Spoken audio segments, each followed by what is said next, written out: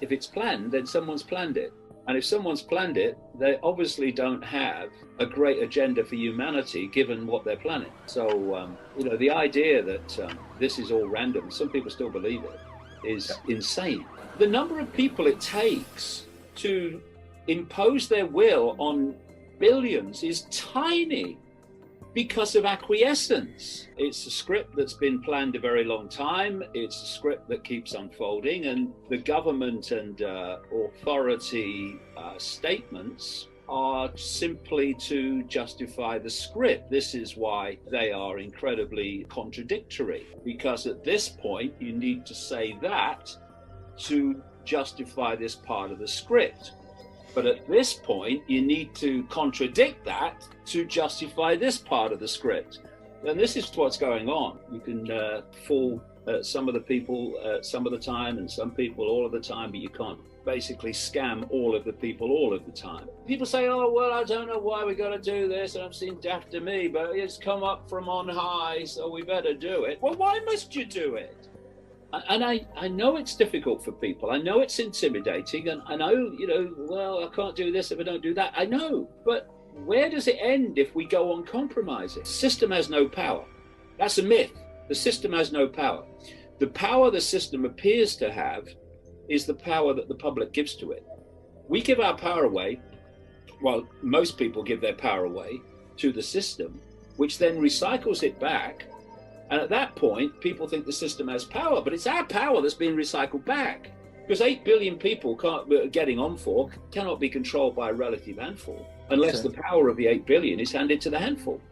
And that's what happens. What they were setting up was a society that was so controlled Exclusive from Johnny Bigger. that they could incubate the global society that they wanted to introduce, and they could hone it and increasingly, because this is what global society is meant to be controlled by, they could move it to a situation where technology was the foundation of all control. So you have the social credit system now in China, where you do what the government wants and you get credits. You don't do what the government wants, even down to the fine detail of your choices, then you lose credits, and you lose enough credits or you get banned from flying, get banned from going on a train, etc. If you are setting out to destroy a society, then it's key that you destroy the society psychologically.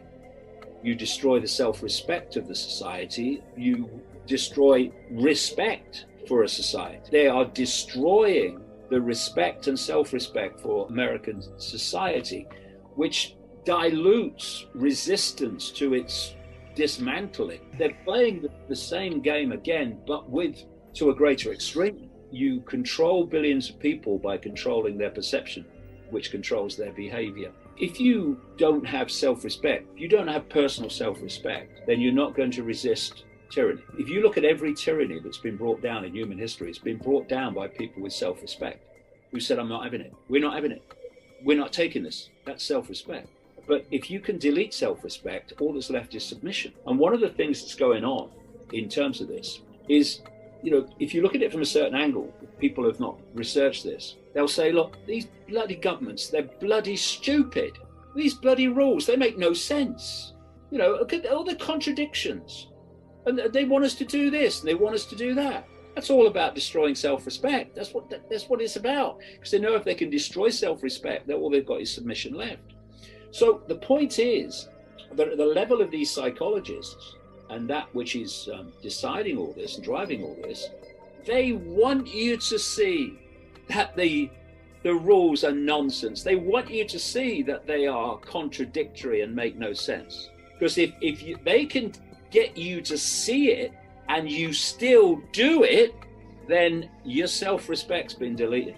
Because people with self-respect do not do just because some prat in a dark suit tells them. Exclusive from Johnny. What they can see is a nonsense. I think it's important that people face the scale of what we're looking at.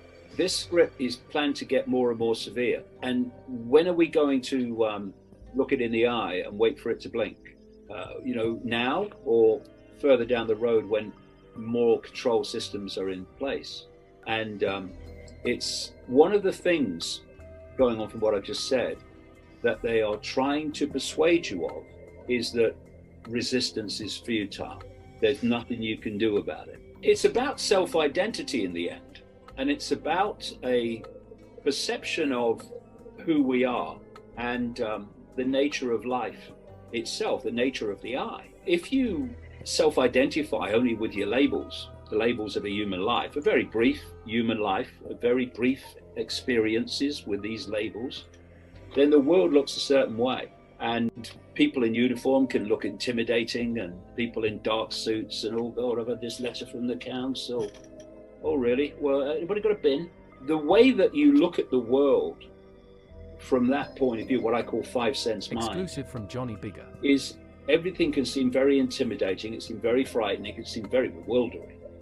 And also these people seem to have power. And the power that these people have over you is your fear of them.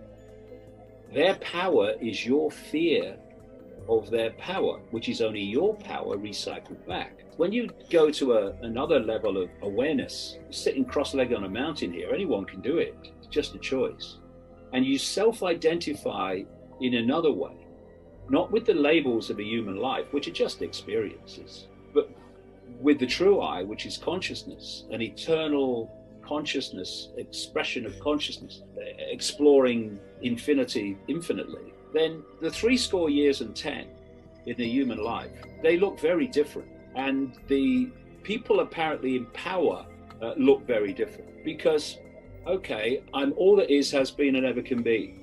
I'm having currently a brief experience called David Icke in a tiny band of frequency, almost laughably small, called human society. But I am infinite. And when this brief sojourn of focused attention, which is what it is, it comes to an end, then I'm going to go on exploring forever. And what happens when you come into this self-identity with being consciousness and being a vastness of consciousness that's only limited by your own sense of limitation of your consciousness, then what you start doing is what you know to be right, not going through a series of possible consequences for doing what you know to be right. Because once you start looking at the consequences, I'm not saying consequences like walking in front of a truck, I'm saying the consequences of what you know to be right in those circumstances, then the consequences will give you a getaway car. It will give the mind a getaway car not to do what you know to be right. So I don't consider consequences in that sense. If I feel that I need to do something, I need to say something, then I'll do it, I'll say it, and the consequences will take care of themselves. What you tend to find with that is when you come into the power that we all have, you don't tend to get the consequences that people think you would get. You know, we do create our own reality by our perceptions of reality. And when you're fearful of authority, exclusive from Johnny Bigger, then you're making a connection with that authority, and you are almost making a frequency energetic attachment to it. And so suddenly the consequences you were fearful of, you get. The greater consciousness, that is the true I, is experiencing this tiny band of frequency through the 5 sense mind. The 5 sense mind is the experiencer directly. We interact with this world. But the greater consciousness is observing. And I've used the analogy of the computer, the 5 sense mind, and the person sitting at the keyboard, the greater consciousness. And they're supposed to interact.